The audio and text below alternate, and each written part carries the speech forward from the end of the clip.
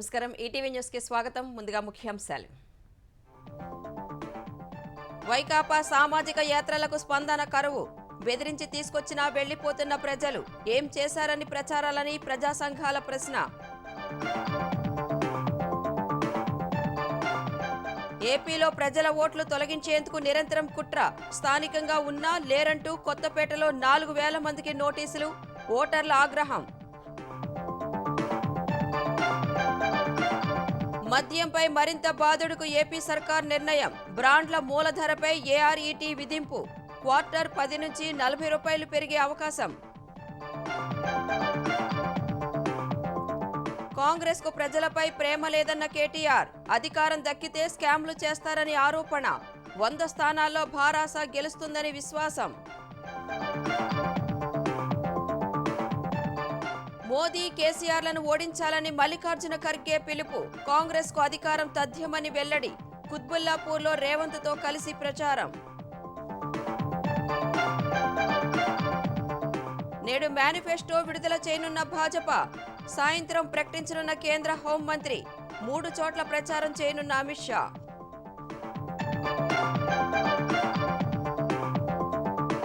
గాజాకు స్వల్ప ఇంధనం పంపేందుకు ఇజ్రాయెల్ సమ్మతి కమ్యూనికేషన్ల పునరుద్ధరణకే పరిమితం ఆకలి చావుల ముప్పు పొంచి ఉందన్న ఐరాస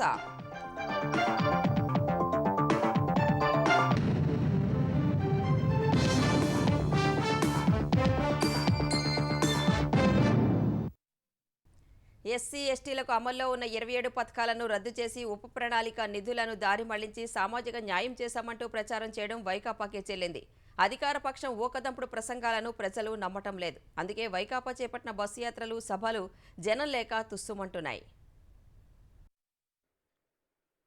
సామాజిక బస్సు యాత్ర పేరుతో అధికార వైకాపా నిర్వహిస్తున్న బహిరంగ సభలు జనం లేక వెలవెలబోతున్నాయి భయపెట్టి డబ్బు వెదజల్లి ప్రజలను తీసుకువచ్చినా సభ ముగిసే వరకు వారు ఉండడం లేదు ఖాళీ కుర్చీలను ఉద్దేశించే నాయకులు ప్రసంగించి వెళ్లాల్సిన పరిస్థితి జనవరిలో ప్రభుత్వం ఇచ్చే ఆసరా నిధులు ఖాతాల్లోకి జమ కావాలంటే అధికార పార్టీ సభలకు రావాల్సిందే అంటూ డ్వాక్రా సంఘాల మహిళలను బెదిరించి మరీ తీసుకొస్తున్నారు కొన్ని చోట్ల డ్వాక్రా మహిళలు రాకపోతే 200 రూపాయల చొప్పున జరిమానా వేస్తున్నారు బెదిరింపులతో మహిళలు విధిలేక సభలకు వస్తున్నారు సభలకు రాకపోతే పింఛను ఆపేస్తామని వృద్ధులు వితంతువులను సైతం తరలిస్తున్నారు బలవంతంగా వచ్చినా సభలో కూర్చునే ఓపిక లేక చాలా మంది తీసుకొచ్చిన వాహనాల్లోనే ఉండిపోతున్నారు గురువారం అంబేద్కర్ కోనసీమ జిల్లా కొత్తపేటలో జరిగిన సామాజిక సాధికార యాత్ర సభలో ప్రసంగాలు సాగుతూ ఉండగానే వేదిక ఎదురుగా ఉన్న కుర్చీలు ఖాళీ అయ్యాయి దీంతో ఖాళీ కుర్చీలను తొలగించారు మిగిలిన వారిని వేదిక దగ్గరగా వచ్చి కూర్చోవాలని నేతలే బతిమాలుకున్నారు నర్సన్నపేటలో జరిగిన సభలోనూ మొదటి వక్త ప్రసంగం మొదలవగానే జనం వెళ్లిపోవడం ప్రారంభించారు తర్వాత ముఖ్య నేతలు ఎమ్మెల్యేలు ఖాళీ కుర్చీలకే ప్రసంగాలు వినిపించారు 15 రోజులుగా సాగుతున్న బస్సు యాత్రల్లో మొదటి 1-2 రోజులు మినహా దాదాపు అన్ని చోట్ల ఇదే పరిస్థితి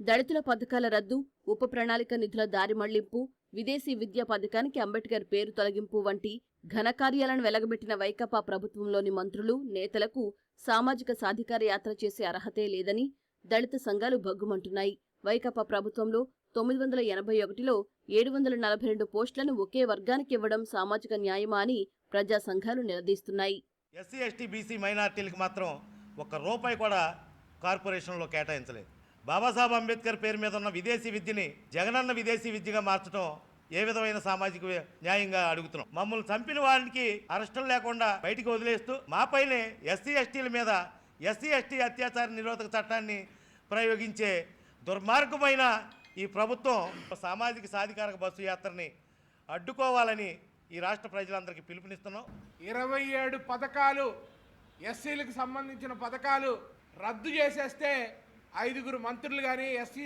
సామాజిక వర్గాల నుంచి చెందిన ఎమ్మెల్యేలు కానీ ముఖ్యమంత్రిని అడగలేని పరిస్థితుల్లో ఉన్నారు పేరుకు సామాజిక యాత్ర అయినా ఉత్తరాంధ్రలో వైవి సుబ్బారెడ్డి నేతృత్వం వహిస్తున్నారు పల్నాడు ప్రకాశం తిరుపతి నెల్లూరు లాంటి ప్రాంతాల్లో ఎంపీ విజయసాయిరెడ్డి లాంటి నేతల పర్యవేక్షణలోనే సాగుతోంది తమకు ప్రాధాన్యమివ్వడం లేదని ఆయా జిల్లాల్లోని కీలక నేతలు అలకబూనుతున్నారు మాజీ మంత్రి బాలినేని శ్రీనివాసరెడ్డి ప్రకాశం జిల్లా వైకాపా అధ్యక్షుడు జంకే వెంకటరెడ్డి కనిగిరి నియోజకవర్గంలో యాత్రకు దూరంగా ఉన్నారు. సాయిరెడ్డి ఏకపక్షంగా వ్యవహరిస్తున్నారనేది వారి అసంతృప్తికి కారణం. గురువారం కొత్తపేటలో జరిగిన సభలో జిల్లా మంత్రి విశ్వరూప్ కనిపించలేదు. స్థానిక ఎమ్మెల్యే జగ్గిరెడ్డి, ఎంపీ అనురాధతో మంత్రికి ఉన్న విభేదాలే ఇందుకు కారణమనే చర్చ జరుగుతోంది. మద్యం వల్ల కుటుంబాలు చిన్నాభిన్నం అవుతున్నాయంటూ ఎన్నికల ముందు చెప్పుకొచ్చిన జగన్ సంపూర్ణ మద్యపాన నిషేధం హామీపై మడమ తిప్పేశారు. 4.5 పాలనలో మద్యాన్నే ప్రధాన ఆదాయ వనరుగా మార్చుకుని ప్రజల ప్రాణాలతో చెలగాటమాడుతున్నారు. ఇప్పుడు మద్యంపై మరింత ఆదాయం రాబట్టేందుకు బ్రాండ్ల మూలధరపై శాతాల రూపంలో ఏఆర్ఈటీ విధించారు. సంపూర్ణ మద్యపాన నిషేధమని ఆంధ్రప్రదేశ్లో అధికారంలోకి వచ్చిన వైకాపా తర్వాత దశల వారీగా మద్యంపై నిషేధమని మాట మార్చింది. తీరా చూస్తే 4.5 1,10,000 కోట్ల రూపాయలకు పైగా మద్యాన్ని విక్రయించింది. ఇలా ప్రజల రక్తమాంసాలతో వ్యాపారం చేస్తున్న జగన్ సర్కార్ వారి నుంచి మరింత ఆదాయం పిండుకోవడానికి కొత్త ఎత్తుగడ వేసింది. ఎంఆర్పీ ఆధారంగా వివిధ బ్రాండ్లపై ఫిక్స్డ్ కాంపోనెంట్ రూపంలో ప్రస్తుతం విధిస్తున్న అదనపు రిటైల్ ఎక్సైజ్ సుంకాన్ని మూలధరపై శాతాల రూపంలో వసూలు చేయనుంది. తదనుగుణంగా వ్యాట్ ఏఈడీని సవరించింది. దీంతో అన్ని రకాల మద్యం బ్రాండ్లపై ఒకే తరహాలో పన్నుల భారం పడనుంది. ఈ సవరణలో చిన్న మతలబు ఉంది. కొన్ని బ్రాండ్ల మద్యం ధరలు క్వార్టర్ బాటిల్ 10 నుంచి 40 రూపాయల వరకు, హాఫ్ బాటిల్ 10 నుంచి 50 వరకు, ఫుల్ బాటిల్ 10 నుంచి 90 రూపాయల వరకు పెరిగాయి. మరికొన్ని బ్రాండ్ల ధరలు తగ్గాయి. ఎక్కువగా అమ్ముడయ్యే బ్రాండ్ల ధరలు పెరగ్గా, అధికంగా అమ్ముడుపోని అందుబాటులో లేని బ్రాండ్ల ధరలు తగ్గాయి. ఈ నిర్ణయంతో ప్రభుత్వానికి ఆదాయం భారీగానే లభించనుంది. కావాల్సిన వారికి సంబంధించిన కొన్ని బ్రాండ్ల విక్రయాల పరిమాణం పెంచేందుకు వాటి ధరలు తగ్గించినట్లు తెలుస్తోంది. ఒక్కో కేసు మూలధర 2,500 రూపాయల లోపు ఉన్న ఇండియన్ మేడ్ ఫారిన్ లిక్కర్ బ్రాండ్ల మూలధరపై 250%, మూలధర 2,500 కంటే ఎక్కువ ఉన్న బ్రాండ్లపై 150% ఏఆర్ఈటీ విధించారు. బీరు కేసుపై 225% ఏఆర్ఈటీ విధించారు. వీటన్నింటిపై ఏఈడీ, వ్యాట్లు చెరో 10%, స్పెషల్ మార్జిన్ 110% చొప్పున వసూలు చేయనున్నారు. ఫారెన్ లిక్కర్ కేసుపై 75% ఏఆర్ఈటీ విధించారు. విదేశీ మద్యం సరఫరాదారుల నుంచి కొనుగోలు చేసే ధరలను Andhra Pradesh state beverages corporation limited పెంచింది. ఇప్పటికే ఏపీఎస్బీసీఎల్ వద్ద రిజిస్టర్ అయిన బ్రాండ్లకు ప్రస్తుతం చెల్లిస్తున్న ధరలపై 20% పెంచింది. అంతకంటే తక్కువకు సరఫరాదారులు చెల్లించడానికి ముందుకొస్తే ఆ ధరనే చెల్లిస్తామని పేర్కొంది. కొత్తగా నమోదు చేసుకునే బ్రాండ్లకు మాత్రం పొరుగు రాష్ట్రాలు చెల్లిస్తున్న ధరనే ఇస్తామని పేర్కొంది. ఈ మేరకు ఎక్సైజ్ శాఖ ప్రత్యేక ప్రధాన కార్యదర్శి రజత్ భార్గవ మరో ఉత్తర్వు జారీ చేశారు. విదేశీ మద్యం బ్రాండ్ల కొనుగోలు ధరలు పెంచడం వల్ల ఆయా బ్రాండ్ల ఎంఆర్పీ పెరుగుతుంది. దీనివల్ల సర్కారుకు అదనంగా ఆదాయం రానుంది. జీవోలు ఆన్లైన్లో ఉంచే అంశంపై ఏపీ హైకోర్టు సీజే వ్యాఖ్యల నేపథ్యంలో ప్రభుత్వం హడావుడిగా చర్యలు ప్రారంభించింది. కంటితుడుపు చర్యగా నిన్న ఒక్కరోజే 1230కి పైగా జీవోలను అప్లోడ్ చేసింది. జీవోలన్నింటినీ ఏపీ ఈ గెజిట్లో అప్లోడ్ చేయాలని సాధారణ పరిపాలనా శాఖ ఆదేశించడంతో గతంలో గోప్యంగా ఉంచిన జీవోలన్నింటినీ ప్రభుత్వ శాఖలు అప్లోడ్ చేస్తున్నాయి. ప్రభుత్వ సలహాదారుల పదవీకాలం పొడిగింపు, మంత్రులు, ప్రజాప్రతినిధులు, అధికారుల విదేశీ పర్యటనలు, వాహన రుణాలు, వివిధ కార్పొరేషన్లు, విద్యుత్ సంస్థలకు సంబంధించిన రుణాలు, వడ్డీ చెల్లింపులపై పాత జీవోలను అప్లోడ్ చేస్తున్నారు. అయితే గవర్నమెంట్ ఆర్డర్స్ రిజిస్టర్ జీఓఐఆర్ వెబ్సైట్లో జీవోలను అప్లోడ్ చేయడం లేదు. జగన్ సర్కార్ మాన్యువల్ జీవోల రిజిస్టర్ విధానం ప్రారంభించిన తర్వాత జీవోలను top secret, secret, confidential, routine nature అని వర్గీకరించింది. తొలి 3 రకాల జీవోలను బహిర్గతం చేయబోమని పేర్కొంది. ఇప్పుడు కూడా ఆ రహస్య జీవోలు వెలుగులోకి రావడం లేదు. అయితే మాన్యువల్ రిజిస్టర్లకు బదులు ఆన్లైన్ రిజిస్టర్ నిర్వహణకు ప్రభుత్వానికి ఉన్న ఇబ్బంది ఏంటనేది ప్రశ్నగా మారింది. జీఓఐఆర్ వెబ్సైట్కు ఏపీ ఈ గెజెట్ ప్రత్యామ్నాయం కాదు. రిజిస్టర్లో నమోదైన తర్వాత సంబంధిత శాఖాధిపతి అనుమతి ఉంటేనే ఈ గెజిట్లో అప్లోడ్ చేస్తారు. చాలా జీవోలు రహస్యంగా ఉంచడం వల్ల ప్రజల్లో గందరగోళం ఏర్పడుతోంది. ఒకవైపు కరువు, మరోవైపు వలసలు వైకాపా ప్రభుత్వానికి పట్టడం లేదని తెలుగుదేశం నేత నారా లోకేష్ మండిపడ్డారు. ఇసుక, మద్యంలో వేల కోట్ల దోపిడీలో ముఖ్యమంత్రి బిజీగా ఉన్నారని ఆరోపించారు. వ్యవసాయానికి జగన్ దరిద్రపాదం శాపమని లోకేష్ ధ్వజమెత్తారు. ఖరీఫ్లో రైతులు కోలుకోలేని విధంగా దెబ్బతిన్నారని, కరువు కోరల్లో చిక్కిన అన్నదాతలను ఆదుకునేందుకు సైకో జగన్ ప్రభుత్వం ఏ ఒక్క ప్రత్యామ్నాయం చేయలేదన్నారు. జగన్ కరువు కవలల్లాంటి వారని ఎక్స్లో ఎద్దేవా చేశారు. రైతుల్ని ఓడించిన జగన్ పని అయిపోయిందని, ఐరన్ లెగ్ జగన్ని ఏపీ మొత్తం ద్వేషిస్తోందని ఆగ్రహం వ్యక్తం చేశారు. ఎన్ని ఉద్యమాలు చేసినా, ధర్నాలు చేసినా చివరికి తెలంగాణ ప్రజల కోరిక తీర్చింది సోనియా గాంధీనే అని ఏఐసీసీ అధ్యక్షుడు మల్లికార్జున ఖర్గే అన్నారు. ప్రధాని నరేంద్ర మోదీ దేశాన్ని, సీఎం కేసీఆర్ తెలంగాణను దోచుకుంటున్నారని ఆరోపించారు. కుత్బుల్లాపూర్లో జరిగిన కాంగ్రెస్ జయభేరీ సభలో రేవంత్ రెడ్డితో కలిసి ఖర్గే పాల్గొన్నారు. ఉద్యమాల గడ్డను కేసీఆర్ తాగుబోతుల అడ్డాగా మార్చారని రేవంత్ ఆరోపించారు. తెలంగాణ సెంటిమెంట్ను వాడుకొని గెలిచిన కేసీఆర్ కేవలం తన కుటుంబాన్ని మాత్రమే అభివృద్ధి చేసుకున్నారని ఆరోపించారు. ప్రధాని మోదీ, కేసీఆర్ కలిసి కాంగ్రెస్ను ఓడించాలని చూస్తున్నారని ఖర్గే విమర్శించారు. అయితే కాంగ్రెస్ అంతకంతకు పుంజుకుంటోందని, తమ గెలుపు తథ్యమని అన్నారు. बीआरएस और आरएसएस और बीजेपी इनका सीक्रेट अलायंस है। अगर आप इन लोगों को वोट देंगे अपने आप गुलामी की तरफ जाएंगे। अगर कांग्रेस को वोट देंगे गरीबों का राज जाएगा। इंदिरा गांधी जी ने जो लाया था गरीबों के लिए, बड़े बड़े कारखाने जो बनाए थे हम, ये सब कांग्रेस के जमाने में हुई थी और उसका रक्षण भी हम कर सकते हैं। ఇవాళ కాంగ్రెస్ పార్టీని కేసీఆర్ నరేంద్ర మోడీ తిడుతున్నారు. మీరేం చేసిండ్రని మేము అడుగుతున్నాం. డబుల్ బెడ్రూమ్ ఇల్లు ఇస్తా అని కేసీఆర్ అన్నాడు, ఇచ్చిండా? దళితులకు 3 ఎకరాల భూమి ఇస్తా అన్నాడు, ఇచ్చిండా? ఇంటికో ఉద్యోగం ఇస్తా అన్నాడు, ఇచ్చిండా? ఇవాళ ఈ తెలంగాణలో కేసీఆర్ ఏమైనా ఇచ్చింది ఉందా అంటే 1800 బార్ షాపులు, 3000 వైన్ షాపులు, 62,000 బెల్ట్ షాపులు. ఎన్నికల్లో ఓట్లు పొందాలని తప్ప కాంగ్రెస్ మేనిఫెస్టోలో చిత్తశుద్ధి లేదని భాజపా తెలంగాణ అధ్యక్షుడు కిషన్ రెడ్డి విమర్శించారు. భారాస, కాంగ్రెస్ రెండూ దోపిడీ చేసి ప్రజాధనాన్ని దుర్వినియోగం చేశాయని ఆరోపించారు. భాజపా తెలంగాణ ఎన్నికల ఇన్ఛార్జ్ ప్రకాష్ జావడేకర్, ఎంపీ లక్ష్మణ్తో కలిసి ఒక హోటల్లో నిర్వహించిన సమావేశంలో కిషన్ రెడ్డి పాల్గొన్నారు. తెలంగాణను ఆలస్యంగా ఇవ్వటం వల్లే ప్రజలు ఆత్మ బలిదానాలు చేసుకున్నారని కాంగ్రెస్ నేత చిదంబరం చెప్పడంపై కిషన్ రెడ్డి మండిపడ్డారు. తెలంగాణ ఇస్తానని వెనుకడుగు వేసి 1200 మందిని పొట్టన పెట్టుకున్నారని దుయ్యబట్టారు. అనంతరం సికింద్రాబాద్ కంటోన్మెంట్లో ప్రచారం చేసిన కిషన్ రెడ్డి భారాస, కాంగ్రెస్లపై విరుచుకుపడ్డారు. తెలంగాణలో కుటుంబ మాఫియా నడుస్తుందని, రాబోయేది భాజపా ప్రభుత్వమేనని ధీమా వ్యక్తం చేశారు. రకంగా ప్రజలను మభ్యపెట్టి ఓట్లు పొందాలన్నటువంటి దుర్మార్గపు ఆలోచన తప్ప కాంగ్రెస్ పార్టీ ఎన్నికల ప్రణాళికలో ఏ రకమైనటువంటి చిత్తశుద్ధి లేదు అనేటువంటి విషయాన్ని ఈ సందర్భంగా మనం చేస్తా ఉన్నాను. టీఆర్ఎస్ పార్టీ యొక్క కుటుంబ పాలన, అవినీతి, వైఫల్యాలు, కుంభకోణాలు, కుట్రలు, నియంతృత్వం గురించి తెలియజేయడము, అదేవిధంగా కాంగ్రెస్ పార్టీ యొక్క మోసపూరితమైనటువంటి హామీలు, కాంగ్రెస్ పార్టీ గతంలో చేసినటువంటి అవినీతి కుంభకోణాలు, ఇలాంటి అన్ని విషయాల పట్ల కూడా డోర్ టు డోర్ క్యాంపెయిన్లో ఓటర్లకు తెలియజేసేటువంటి కార్యక్రమం చేపట్టాము. కోహ్లీ సెంచరీ కొట్టినట్లు రాబోయే ఎన్నికల్లో భారాస 100 సీట్లు సాధిస్తుందని తెలంగాణ ఐటీ పురపాలక శాఖ మంత్రి కేటీఆర్ ధీమా వ్యక్తం చేశారు. జూబ్లీహిల్స్, ఖైరతాబాద్ నియోజకవర్గాల్లో రోడ్ షో నిర్వహించిన కేటీఆర్ భారాసను గెలిపించాలని ఓటర్లను కోరారు. జూబ్లీహిల్స్ కాంగ్రెస్ అభ్యర్థి అజారుద్దీన్ ఎన్నికల తర్వాత ఇక్కడ ఉండరని, ఈ గల్లీల్లో తిరగరని కేటీఆర్ అన్నారు. ఖైరతాబాద్ నియోజకవర్గంలో దానం నాగేందర్ను గెలిపించాలని ప్రచారం నిర్వహించారు. కాంగ్రెస్ నాయకులకు పదవులపై మోజు తప్ప ప్రజల మీద ప్రేమ ఉండదన్నారు. అధికారం దక్కితే కుంభకోణాలు చేసేందుకు కాంగ్రెస్ నేతలు సిద్ధంగా ఉన్నారని ఆరోపించారు. సీఎం కేసీఆర్ను ఢీకొట్టేందుకు ఢిల్లీ నుంచి భాజపా, కాంగ్రెస్ అగ్రనేతలు వచ్చి ప్రచారాలు చేస్తున్నారని కేటీఆర్ విమర్శించారు. పదవులు ఆరాటం తప్ప ప్రజల మీద ఎన్నడూ కాంగ్రెస్ కు ప్రేమ లేదు.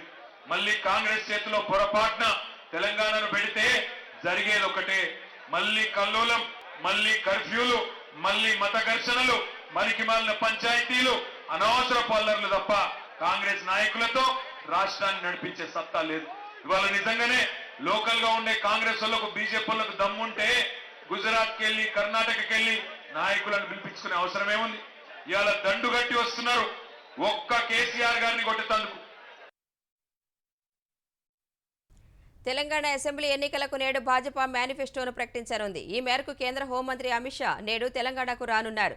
భాజపా తరపున ఎన్నికల ప్రచారంలో పాల్గొనేందుకు మధ్యాహ్నం 12 గంటలకు ప్రత్యేక విమానంలో బేగంపేట విమానాశ్రయానికి అమిత్ షా చేరుకుంటారు. అక్కడి నుంచి హెలికాప్టర్లో గద్వాల్ వెళ్తారు. అక్కడ భాజపా నిర్వహించే సకల జనుల విజయ సంకల్ప సభకు ముఖ్య అతిథిగా ఆయన హాజరు కానున్నారు. అనంతరం నల్గొండకు వెళ్లనున్నారు. నల్గొండలో నిర్వహించే సభలో పాల్గొంటారు. చివరగా వరంగల్లో ప్రచారం నిర్వహిస్తారు. వరంగల్ సభ ముగించుకుని హైదరాబాద్కు చేరుకుని భాజపా మేనిఫెస్టోను అమిత్ షా విడుదల చేయనున్నారు. ఎన్నికల ప్రణాళిక విడుదల అనంతరం సికింద్రాబాద్ క్లాసిక్ గార్డెన్లో ఎంఆర్పీఎస్ నేతలతో అమిత్ షా సమావేశం కానున్నారు. రాత్రి 8 గంటలకు బేగంపేట నుంచి ప్రత్యేక విమానంలో అహ్మదాబాద్కు తిరుగు ప్రయాణం కానున్నారు. వైకాపా ప్రభుత్వం ఆంధ్రప్రదేశ్ ఓటర్ల నెత్తిన నోటీసుల కత్తి పెడుతోంది. దశాబ్దాలుగా నివాసం ఉంటున్నప్పటికీ స్థానికంగా లేరంటూ నోటీసులు జారీ చేస్తోంది. డాక్టర్ బిఆర్ అంబేద్కర్ కోనసీమ జిల్లా కొత్తపేట నియోజకవర్గంలో దాదాపు 4,000 మంది ఓటర్లకు నోటీస్ బి, ఫార్మాట్ ఏ నోటీసులు జారీ అయ్యాయి. ఆయా గ్రామాల్లో దశాబ్దాలుగా నివాసం ఉంటూ గతంలో ఓటు హక్కు వినియోగించుకున్న వారికి కూడా నోటీసులు అందాయి. ఈ వ్యవహారాన్ని తెలుగుదేశం నాయకులు కలెక్టర్ హిమాంశు శుక్లా దృష్టికి తీసుకువెళ్లారు. ఓటర్లకు నోటీసులు జారీ ప్రక్రియ నిలిపివేసి ఓట్ల పునరుద్ధరణ చేపట్టాలని వినతులు సమర్పించారు. నోటీసులు అందుకుంటున్న ఓటర్లు సైతం తీవ్ర ఆందోళన వ్యక్తం చేస్తున్నారు. 5 సంవత్సరాల నుంచి ఈ ఊర్లో అర్చకత్వం చేస్తూ ఉన్నానండి. నాకు రేషన్ కార్డు ఈ ఊర్లో ఉంది, ఆధార్ కార్డు ఈ ఊర్లో ఉంది. ఈ రోజున మొత్తం నా కుటుంబ సభ్యులు నలుగురు ఓట్లు కూడా తీసేస్తున్నామని చెప్పి మాకు నోటీసులు పంపించారండి. ఇది ఎందుకు పంపించారు అంటే, నేను నా వాట్సాప్ ప్రొఫైల్ అంటే చంద్రబాబు నాయుడు గారు నాకు రాష్ట్ర ప్రభుత్వం ఉగాది పురస్కారం ఇచ్చారు. ఆ ఇచ్చినటువంటి ఆయన ఫోటోని నేను ఒక వాట్సాప్ ప్రొఫైల్గా పెట్టుకోవడం వల్ల నా ఓట్లు తీస్తారండి. నాకు 2019లో ఓటు వచ్చింది. అప్పుడు వేసాను, పంచాయతీ దాంట్లో కూడా ఓటు వేసాను నేను. కానీ ఇప్పుడు లేదంటున్నారు. నేను చిన్నప్పటి నుంచి ఇక్కడే ఉంటున్నాను. ఇప్పుడు వెళ్ళి అడిగితే ఓటు లేదు మీకు అని చెప్తున్నారు. ప్రజా సమస్యలపై ఉమ్మడిగా పోరాడాలని నిర్ణయించిన తెలుగుదేశం జనసేన పార్టీలు గుంతల ఆంధ్రప్రదేశ్కు దారేది పేరిట తొలి కార్యక్రమాన్ని నేడు రేపు చేపట్టనున్నాయి. దెబ్బతిన్న రోడ్ల స్థితిగతులపై ఉమ్మడిగా ఆందోళనలు నిర్వహించాలని ఇరు పార్టీలు తమ కేడర్కి పిలుపునిచ్చాయి. వైకాపా పాలనలో రోడ్లు అధ్వానంగా తయారయ్యాయని ఇప్పటికే ఇరు పార్టీలు వేర్వేరు రూపాల్లో నిరసన తెలిపాయి. బాహుబలిలో కుంతల రాజ్యం చూశామని, సైకో జగన్ పాలనలో ఆంధ్రప్రదేశ్ అంతా గుంతల రాజ్యమైందని లోకేష్ ఎద్దేవా చేశారు. అధ్వాన స్థితిలో ఉన్న రోడ్లపై ప్రయాణం నరకంగా మారిందన్నారు. 18, 19 తేదీల్లో తెలుగుదేశం జనసేన సంయుక్తంగా మీ ప్రాంతాల్లో గుంతలు, అధ్వాన రోడ్ల ఫోటోలు, వీడియోలు తీసి గుంతల రాజ్యం ఏపీ, వైఏపీ హేట్స్ జగన్ హ్యాష్ట్యాగ్లతో పోస్ట్ చేయాలని కోరారు.